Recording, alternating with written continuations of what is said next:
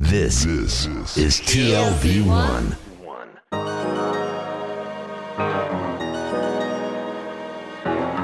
The Tel Aviv Review.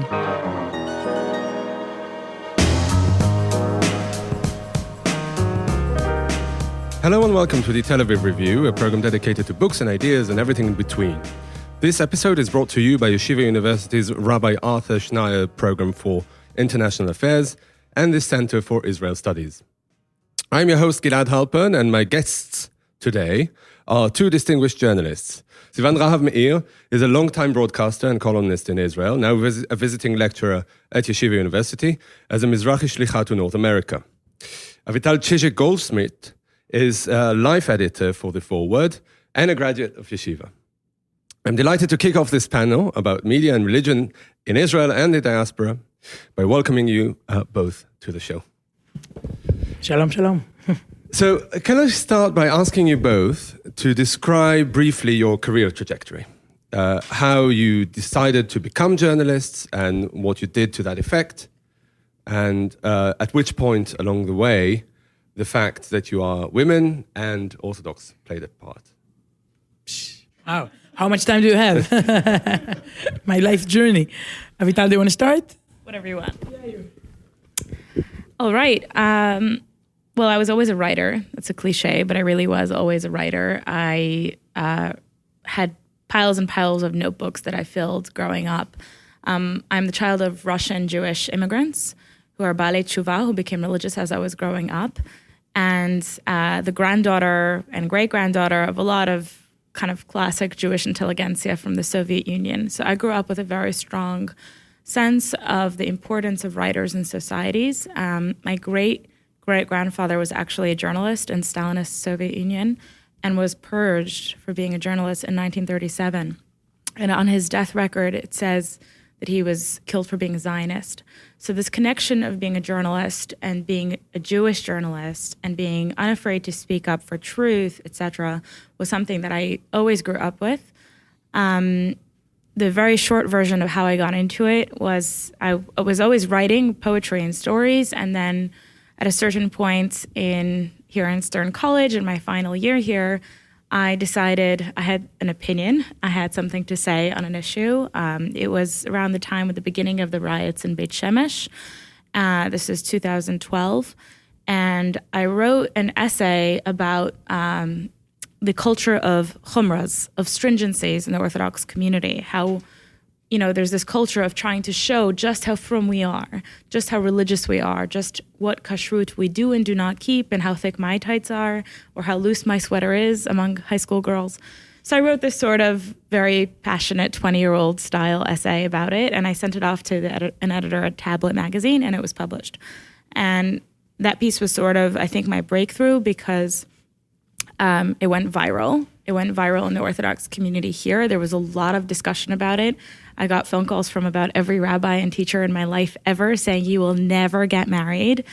And I didn't eat for a few days. I remember the anxiety over what did I just do? I'm 20-year-old. I'm an Orthodox woman. I'm single. I'm graduating Stern. Why did I just do that? I opened a Pandora's box. But clearly the idea struck a nerve. And over time, I began writing more and more, though I knew the challenges. There were a few more pieces that next year. One was I went out with a young man who broke up with me because I was too much of a feminist, too outspoken as a journalist. And he was studying to be a rabbi. So and he told me never write about the fact that we dated. So I said, pfft. So I ended up writing an essay in the New York Times. The funny thing is that boy came back 2 years later, and we have 2 kids. But you can read about that also in the New York Times. So that, journalism has been very much part of my personal life. It literally determined my marriage. I'm also a Rebbitzin now. I'm married to a rabbi at a synagogue on the Upper East Side. So that's really been the trajectory. Around the end of 2012, I started writing for Haaretz. Actually, that also happened because of an angry thing I wrote. It helps to have some chutzpah. I sent a letter to the editor, to Aluf Ben, disagreeing virulently with an editorial that he had. And one of the editors, I think it was Esther Solomon, wrote to me saying, we're going to publish this. Can you meet with Chami Shalev, the editor at the time, who was based in New York, next week? I said, okay. So we met, and he said, listen, we're looking to have more Orthodox voices in the pages of Haaretz. Would you be interested in writing for us regularly? And I was 21. And I said, yes, absolutely. I grew up with Haaretz being a very important paper in my home.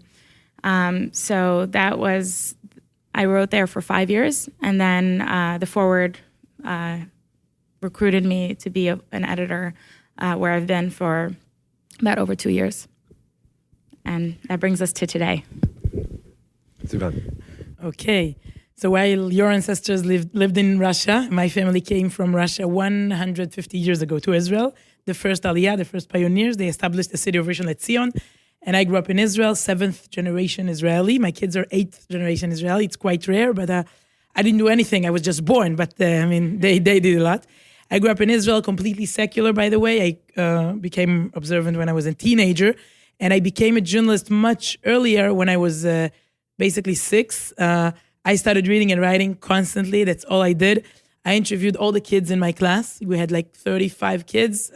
35 interviews were published about their silly hobbies and cool activities, in the afternoon.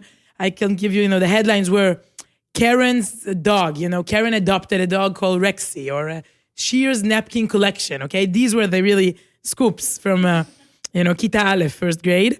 That was the only thing I knew how to do. I was a failure until today.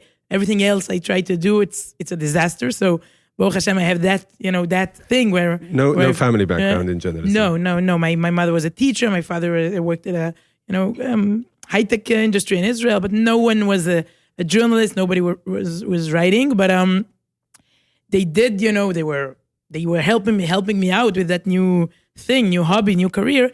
But I think from the age of maybe 9 or 10, it became really serious, since I was invited to many TV shows, all kinds of programs in Israel, Channel 2, Channel 6, all different formats. And they liked the fact I'm like interviewing adults, interviewing a young girl, asking like serious questions. Oh, is she only 10? And she's asking the prime minister. I did interview, by the way, Yitzhak Rabin, our former prime minister of blessed memory, Shimon Peres, the former president and foreign minister, and many celebrities and figures in Israel. The Power Rangers came to Israel. That was my, for me, it was much more interesting than all these politicians. But that was my childhood, basically. I did think today, you asked about, working as an Orthodox woman. I think part of the problem is I was invited every day. I was there on the screen every day. In Israel, people know me since I was 7. I'm 38 now. So, I think the main problem was I was there representing the average Israeli kid. While I wasn't, I was a nice Israeli kid. I wasn't the average. There's no such thing as there's no one type, one right way to be an Israeli kid. And I think it's one of the problems we're still facing today in the Israeli media. Since while I was sitting there, no Ethiopian kid was sitting there, or no one from Russia with a Russian accent, no American kid. So many new immigrants from America, Olim Chadashim. No Arab kid, we have Israeli Arabs, they're never there. No Haredi kid, no kid was poor, from the periphery. No one from a settlement, no one from a kibbutz, nothing. It was me, I was very secular, leftist, Ashkenazi from Herzliya. I lived 2 blocks from the studio where everything was, Ulpanei Herzliya Studios. That's where basically I grew up. So I always, when I share my story, it's a very positive story of a girl, who wants to develop that hobby. But I think it's a problem. The fact that I was so successful means nobody else was there. And today I really try to change that equation, bring more people to represent them. Can you say a few words about your becoming Orthodox? And, was it informed in any way by that interest in particular? When I was 15, I met 3 girls. For the first time in my life, I met religious girls. It's quite sad, but, you discuss the Israeli society, so we must be honest and say that you can live in Israel without even knowing someone who is dati, who is religious, until the age of 15. Okay, I grew up in Herzliya, very nice neighborhood, great community. I never met someone, who keeps Shabbat or Kashrut or nothing. Of course, not someone with a kippah, with a yarmulke on their head, no one. And it's crazy. I mean, now we live in New York this year. We live in 5 towns. So there it's impossible, okay? That's a very Jewish neighborhood. But it's quite sad. I mean, you can live in a bubble in Israel, all kinds of bubbles, different streams, different sectors. They hardly know each other. So I never met someone like this. And at the age of 15, I first met 3 religious girls. They invited me for Shabbat to see what Shabbat is all about. And I came, and the rest is history. Basically, I fell in love. I was already a workaholic. And the fact you can, stop for one day, absorb, think in a different way, even walk and talk and eat in a different way, everything. It was a revolutionary, radical concept, and I fell in love. And that was the beginning, it's a long process. But since I was 15 or 16, I had even to tell my colleagues, I don't work 24/7 anymore. I had a lot of shows, a lot of programs on Friday night, Shabbat morning. So that was the first, I would say, step. And that's, Baruch Hashem, it's a long story, but that's the beginning. Did it have to do with the chutzpah that you both describe as key to that, to success? I guess curiosity more than chutzpah, just the need to know more, to ask, to maybe create new formats. I remember I always felt, in Hebrew, the word tikshoret, the verb is kesher, meaning like a connection. I really believe it's a tool, basically, when I look at the media today, in America, in Israel. But the main purpose why this thing was created is to really connect us, to create a stronger kesher, tikshoret. And I always think of new ways of using that tool of tikshoret. I always thought, since I was 10, I was like, okay, so this kid will share his story, and maybe this kid will read it and have I always thought, how can you use this tool better? It's more, chutzpah is not a way. I don't think, although I'm an Israeli, I don't think chutzpah is the best way to describe me, but maybe, yes, curiosity, creativity, the need to create like new formats all the time, maybe. Avital, do you see yourself as a Haredi journalist, not just as a Haredi being a journalist? I mean, is it your mission, and are you happy with being pigeonholed as that when you are? Oh my gosh. My husband and I have this conversation a lot. I did not grow up Haredi, I would say. I grew up modern Orthodox. As I said, my parents became religious as I was growing up. I happened to marry someone very deeply rooted in this community.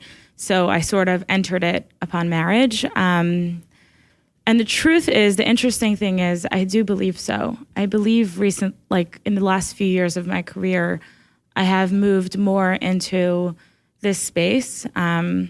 Whether I'm in America or when I visit Israel, I often am in the Haredi world more and more, and I'm meeting with rabbis, I'm meeting with leadership, I'm meeting with the lay leadership, and I personally believe there is a huge need in this community for a general education about the principles of journalism. And I don't mean yellow journalism, I mean real journalism. This has been, something I've been talking about a lot recently, and I meet with many editors within the Haredi press to talk about this issue, talking about, for example, in the opinion pages of a newspaper or a magazine or on a website, that there are, several sides of one debate appear. Many times you will see only one perspective published. That is extremely problematic, right? That's the media, as you said, the tikshoret. We have the opportunity to connect with people, but also it's a huge responsibility. It's a huge responsibility to educate, and especially in communities where information is somewhat limited, more I would say than the average community, non-Haredi community. I would say here it's extremely important. So that's been something I've been involved with lately. And to that effect, the fact that you're a woman, is it an advantage or a liability? I mean, now that you're married. That's a good point. Yeah. The moment I put a sheitel on my head, my life got a lot easier. I definitely think it's actually been an advantage. And I think people want to hear the opposite. Oh, you're a woman, you're a religious woman, you must be so oppressed, it must be so difficult for you. But the reality is that,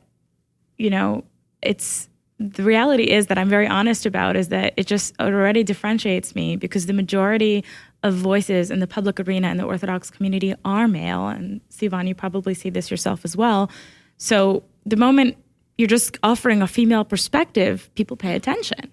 And I think there's a thirst for it. It's, people really are looking for women's perspectives on things. And I see this, I go to rabbinic conferences. I spoke at at the RCA convention, the Rabbinical Council of America, a few months ago. It was in the spring. And I was overwhelmed by how many young rabbis were walking up to me from Haredi yeshivas, actually, who were saying, thank you so much for what you're doing. You're representing a voice. You're representing the voices of our wives and our daughters, right? So I think that it has, for me personally, it has been an advantage. Yes, my face will not be printed next to an opinion piece I might publish in Mishpacha or Ami or Hamodia, but I accept that with the immense responsibilities and privileges of being heard.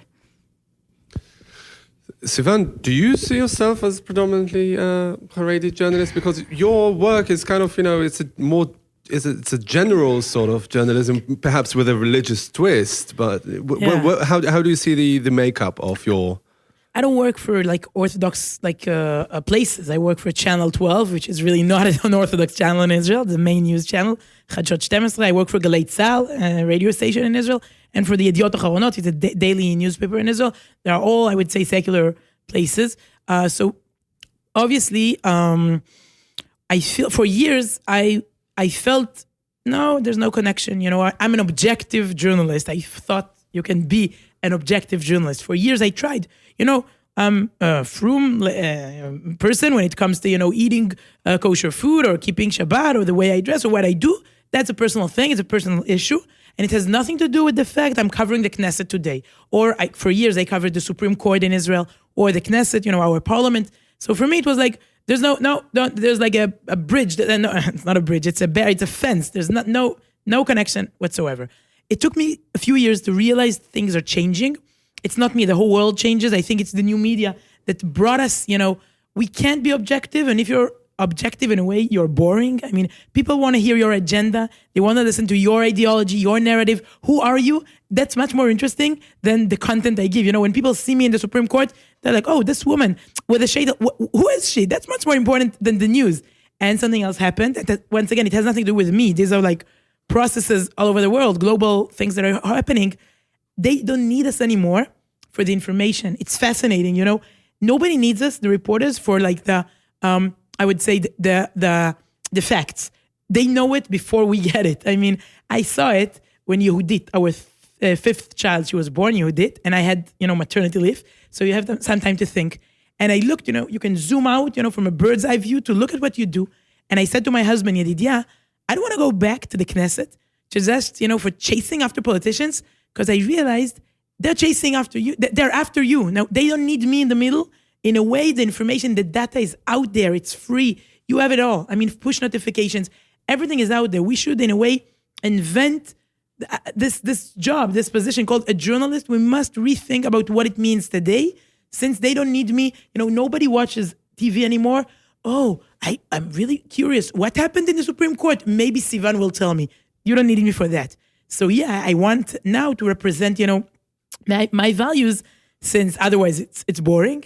That's A. And B, you don't need me for the information. You need me to represent, just like you said, their voices, and they want to be heard. So yeah, today I'm ashamed to think I was like, oh, there's no connection. I'm just a frum person. So people think for the first time it's interesting. I see it wherever I go.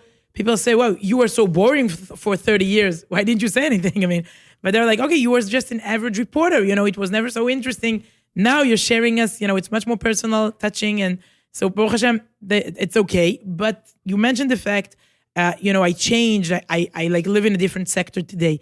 But I think our goal today is Chozrim B'Tshuva. I don't know if we have Chozrim B'Tshuva listening to us, meaning people who were secular and are more observant now. Okay, so it's in Hebrew it's called Chozrim B'Tshuva, those who came back to Judaism. I think we have a mission, different mission today, because in the last generation they were really extreme. Usually, if somebody discovered Torah at the age of 30, he left everything behind and he started hating his past, saying awful things sometimes about secular people, about Zionism, about the state of Israel. People really changed everything. I don't want to be judgmental, okay? I just think today we're more mature, and we should, if I have secular parents and Orthodox kids, I mean, I should be a bridge. I mean, Hashem God put me here in that position in order to really know different sectors and use it to, to make them closer, or even to make them understand each other. I think secular people in Israel hardly know nothing really, not from the news. What's really going on in the Orthodox sector and the Orthodox people, they hardly, they don't know the truth about the secular people. And they live, there's all stereotypes. So sometimes people tell me, we went to the media. In Hebrew we say, תראי להם, לכל השמאלנים, לכל החילונים, go, Show them. Show them, yeah. Show all those lefties, all those secular people. You're there. I'm not, no, I don't want to show. I want to work together. I want to create maybe new language. They're not my enemy, okay? They're my parents. It's my brother. So maybe I don't see them, I'm not here to represent only that sector. Maybe if there's a way to represent all sectors or make them, speak in a different way. So maybe that's what I want to do. And now that you're here in the United States, are you expected to wear your Israeli hat more than your Orthodox hat and explain Israel to the Americans who come to hear you? Yeah, it's fascinating. First of all, it's a fascinating journey. 5 months, we're here already. I think like 20 different states. I don't know, maybe I'll run for president. Wherever I go to different places. We just came back from LA and Dallas, Memphis, Toronto, Montreal, Baruch Hashem. I mean, wherever we go, it's fascinating. Sometimes it's me, sometimes with my husband and the kids. And I meet so many Jews and non-Jews alike. I mean, meet so many people. And yeah, for them, for sure, it's nice to see. I represent Israel, okay? They don't go into the differences or the sectors. Israel is, one thing. They have so many questions. I think we don't, we have still a lot of, I would say, homework, here.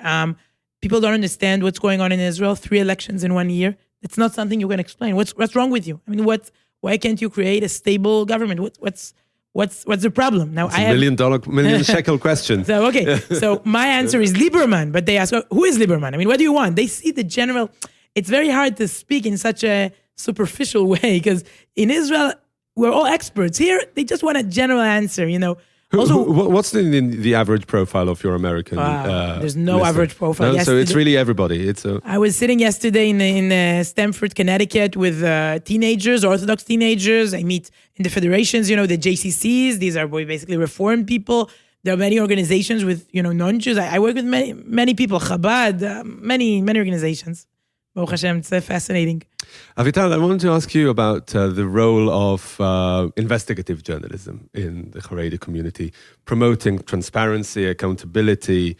How does that go? It doesn't go. There's not that much of it. But I do believe this is changing. I do believe the ethos in the community is changing. This has been something relatively new for me in my work. I was doing a lot more, as I said, broad sort of stories about Jewish life in New York and beyond. And I just started realizing there are just so many stories within my Stadtlach, so to speak, that need to be told. So I've been diving deeper into different aspects, I think, of Orthodox life. Yes, sometimes doing unsavory work, like looking at abuse in the community. In general, power structures, how do how does the current system maintain a certain status quo, and what are the dangers of that, and how is the younger generation reacting to it? These are all questions that I'm very curious about. Some examples of the work that I've done on this, they've looked at very, I would say, kind of granular, but I think they tell larger stories. Talking to a young man who is a sort of renegade street photographer in Borough Park. He's a guy who goes by the name Avi with no last name. He's a Haredi guy, and he walks around Borough Park taking pictures, in Williamsburg, taking pictures of street scenes. And his goal is really to tell a human story of the Haredi community. Now, the irony is he's doing what I believe is probably a great thing for the community. But of course, there's a lot of pushback within the community. There's discomfort with photography, and especially photography of women, right? That was like an interesting profile I've done. I would say a lot of it is probably on women's issues. So something like a few in December, I was in Yerushalayim, in Jerusalem, and I went to a sort of underground Talmud shiur being given for Haredi women, which is really something new. You know, there's a lot of talk about sort of modern Orthodox women studying Talmud, and here at Stern, that's quite normal already. But in the more right-wing communities, this is still rather radical. Except there's this one rabbi from the Chevron Yeshiva, where my husband happened to study, who is giving this small class to Haredi women in the center of Jerusalem. So I went to report on that, and that is something that I thought it was interesting, intriguing, but also I think very telling. I try to find these little portraits of life in the Orthodox community that may tell us something of a trend that we are seeing, I think, among the young. So here there is, you see this thirst for knowledge among really smart Orthodox women who are professionals and looking to learn something very deeply. More, and then I think some stories are even darker. Last summer, there was a big debate here in the States about Roe v. Wade, and I was seeing, in Orthodox circles, there's a sort of like very black and white approach to abortion. And I was shocked because that is not the story that I know as a practicing frum woman. And also, by the way, as a Rebbitzin, I watch my husband getting shilas. I watch my husband getting questions about abortions and about, fertility and all of these very sensitive things. So, and I know that there are cases where abortions happen in this community. And that story was not being told. That no one was talking about it. So I decided I was going to do an investigative piece about this as a phenomenon in our community. And I ended up publishing around, I think it was 8 or 9 testimonies from women from all types of communities, Hasidic, Lakewood, modern Orthodox, pretty much a nice spectrum of Orthodoxy, talking about their experiences with having abortions. All types of situations, all of them very sad. And most of them were, really terrible diagnoses. And the fascinating thing that came out of that story was not only that this happens, but that it happens with halachic guidance, that there are rabbis who actually guide these women to, either to go ahead with the procedure or at least don't tell them not to. And they support them and they give them the support that they really need. And that was what was most shocking to our readers was people were in shock that this actually happens. But of course it happens behind closed doors, but no one from outside our community would know. So I thought that was a fascinating thing to watch. Not the process of reporting it was very intense. Exactly. How difficult was it to get them to talk to you? Not as difficult as I thought, because I'm part of this community. So I just tap my networks. I'm in women's groups. I'm in women's WhatsApp groups. I have friends who have friends who have friends. So I sent around messages privately within small groups saying, I'm looking for stories. And, by now enough people know who I am, I think. And they could see, okay, she's one of us. I can tell her my story. This was actually the first time so far in my career that I cried while interviewing someone over the phone. One woman told me the most devastating story about a pregnancy that was so wanted and prayed for. And 36 weeks, she got the most horrible prognosis. And there was nowhere legal to do it in America except for Colorado in an underground sort of clinic. She was actually thinking about going to Israel to do it because in Israel they would do it. And she spoke about, and her Rav gave her permission and guidance and said, you're going to have to do this. And this woman is like pretty mainstream Orthodox. And she told me, she said, I would not be able to keep Jewish law if abortion was banned, because she was guided to do it. So it's extremely, extremely sensitive. And my goal with the story was really just to say, here's the reality. I'm showing you a mirror to a community. I'm showing you a mirror to real human life. And you can take from it what you want. But when you talk about this issue as some sort of distant political issue, realize that the person next to you at your Shabbos table may have gone through something and you may not know. And that was really my goal with it. And what was fascinating was the reaction, was how many rabbis wrote to me saying, thank you. I see this in my daily life and I can't talk about it.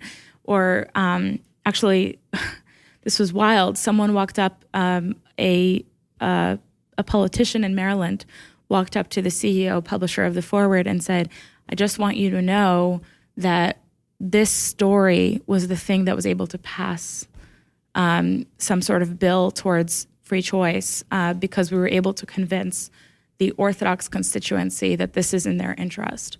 And that was really, for me, like a shocking moment in which I could see journalism really having impact.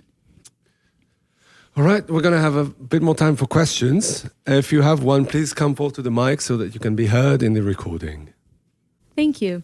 Avital, this question is, I think, mostly for you, but both of you can obviously answer.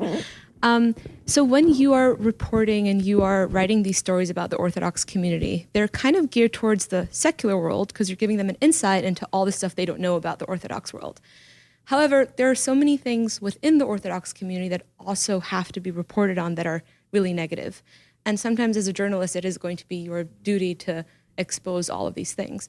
So first of all, how do you balance that? How do you balance to be like, you know, the good guy and the bad guy sort of within the Orthodox community? And how does that work with like the rabbinic leadership that, I mean, you're married to a rabbi, right? And you're part of a synagogue, so you're part of this institution, but I'm sure, and I've read some of your pieces, like sometimes you have to expose the really horrible things within that institution. So if you can elaborate on that, thank you.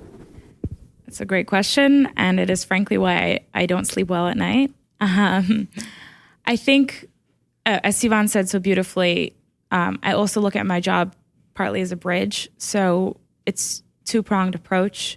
Yes, some of it is to give a portrait of a community to the outside world, but also to allow Orthodox readers to see things that they would not otherwise see in journalism about our community, sadly. And I try to do that very careful dance in every piece I write. And I think a lot of it, why I can do it is because my parents became Orthodox as I was growing up. So I grew up always as a sort of chameleon. So I try to do both. Now, regarding talking about the uncomfortable or unsavory, the dark in our community, over time, I think as I hope, grown, I've consulted rabbinic guidance on things. What happens when someone you really know is a serial sexual abuser, is taking advantage of dozens of women, right? And those are questions that I really grapple with. And I've gone through rabbinic guidance to heavyweights, I would say, in the Haredi world. And the interesting thing is that I have never been told don't say by the top level. I'm not talking about the middle bureaucrats, gabayim, shamishes. That's not that. I'm talking about the top level, the most brilliant halachic guidance in the Orthodox community. I have never received don't publish it. I have only received, when I get an answer, the answer is, it is your duty to publish this. It is your duty to expose this. Now, granted, there's a reason for this. I'm the Shabbos goy. I know that, right? Because none of the rabbinic leadership is going to want to have to do this work. That's why it's exported to journalists. But I have never, ever felt a conflict of my religion, of my values, of my philosophy with the work that I do. It's a question I get a lot, especially when I go to more right-wing, communities to speak. And that's a problem. That's a problem that's even a question, because the Nevi'im, the prophets, write about the importance of seeking truth, the importance of listening to the lowly, of seeking justice, of pursuing justice for the widow and the orphan, and that's literally the bulk of our literature. And I think we forget about that. And that sounds like really liberal and progressive. I get that, but that's the truth. That's the actual text. That's literally what Hashem tells us to do. So for me, it's never been a question. Socially, of course, it's uncomfortable. I mean, it happens a lot. I know that, there are a lot of, I have to navigate a very complicated social minefield. And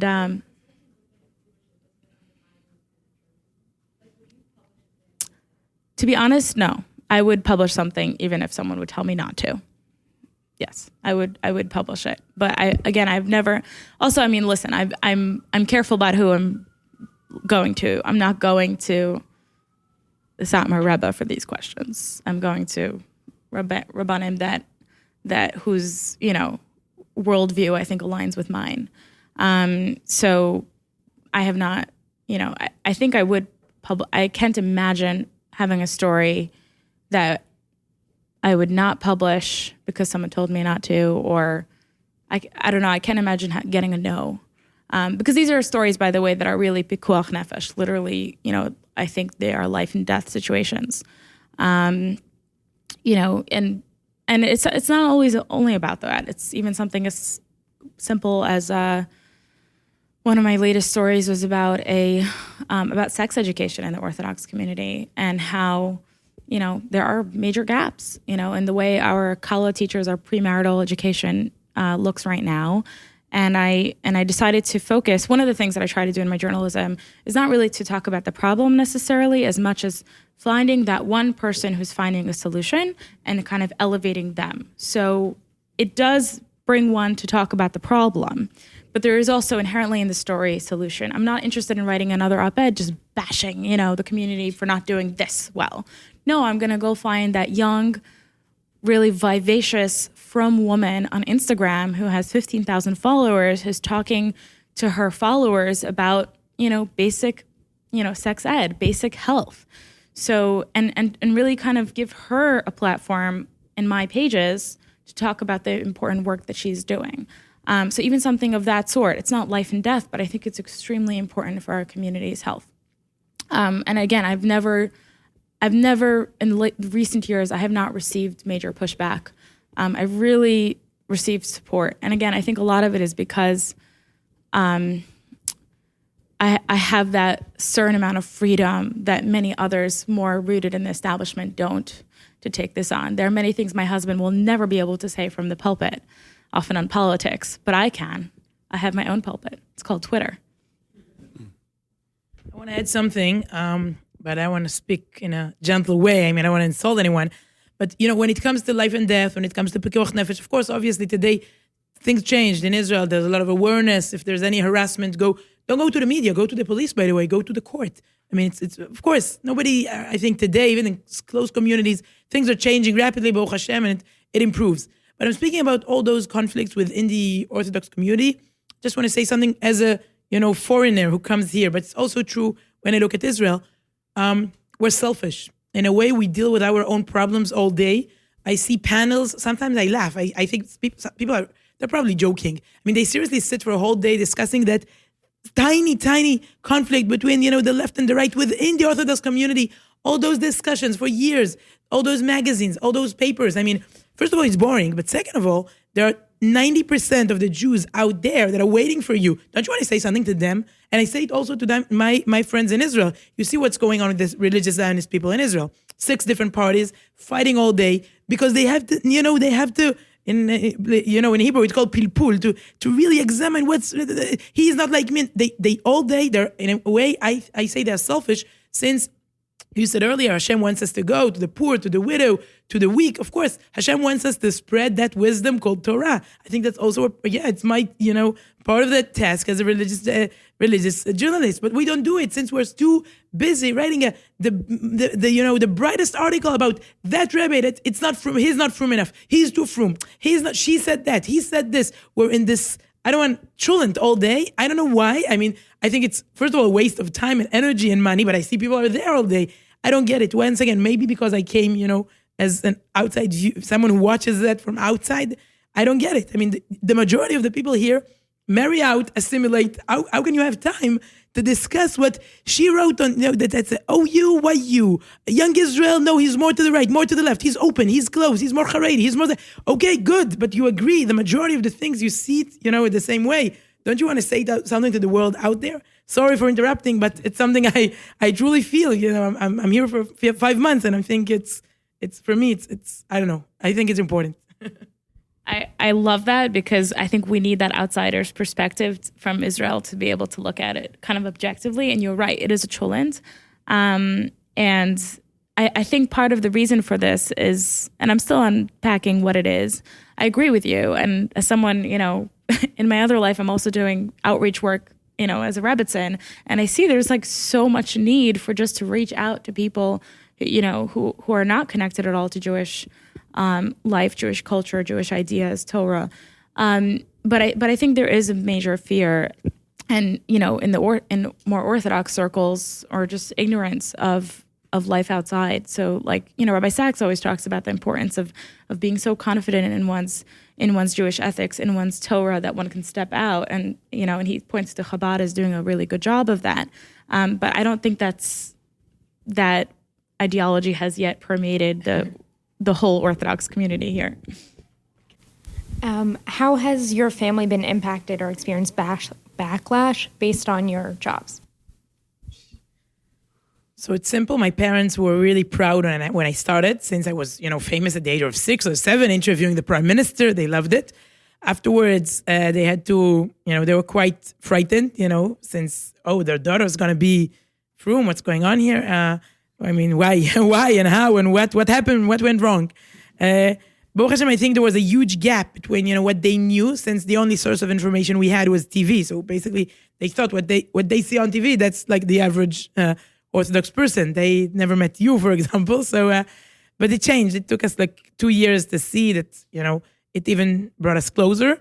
And today they're really supportive. They love the fact I'm here, for example, this year of Shlichut, of meeting Jews here and writing to Israel. By the way, you have no idea how curious the Israelis are. Whenever I write about you, I see they want to know what's going on here. So Baruch Hashem, today they're really proud. They help. I love their point of view. Sometimes I'm still young. They like me. I like their criticism. I like to hear what they had to say. But I guess you have more interesting comments. I don't know where to start.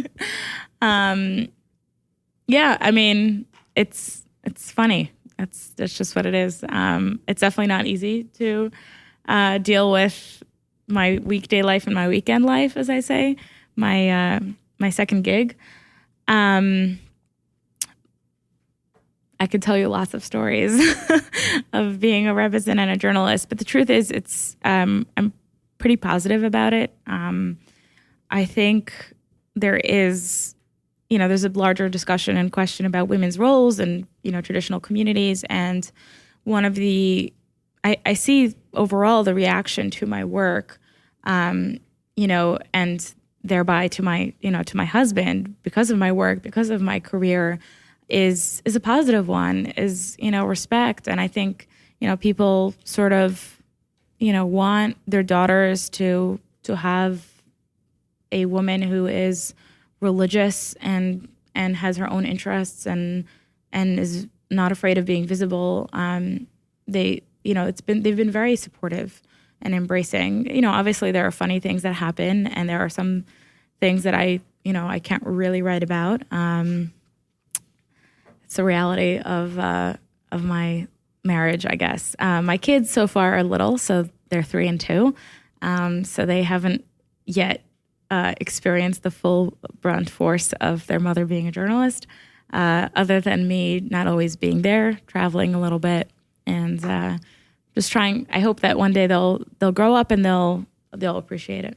I think just one tip for you, okay, for the future: make your kids, make them into partners, okay?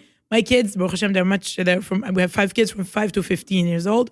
They're involved. They know what I do. They see my reports. Make it a family mission. We're all together. What do you think? Should I write the older one? He's 15. He really helps out every week. He has the corrections and comments. It's make your family. Today you can't separate. There's work and there's that's the career, that's the house. It's all a mixture. So make them involved, whatever you do. I just want to close by, on behalf of Steve and the Center for Israel Studies and myself, on behalf of the Rabbi Arthur Schneier Program in International Affairs, I want to thank my students for being here, and our wonderful guests today. And this has just been a wonderful event. So thank you so much. Okay, and I'd like to thank our guests on the part of the Tel Aviv Review as well. Thank you very much. Thank you. And many thanks also to Itai Shelem, our producer, and Yeshiva University for sponsoring this series. You too can support us by going to our website, that's tlv1.fm /Tel Aviv Review, and subscribing onto our Patreon campaign. Check out our archive. It has more than 500 interviews. If you like us, you can like us on Facebook as well. Our page is called the Tel Aviv Review Podcast Ideas from Israel. And follow me and my co-host Eilish and Lynn on Twitter. Join us again next week for another edition of the Tel Aviv Review. And until then, goodbye.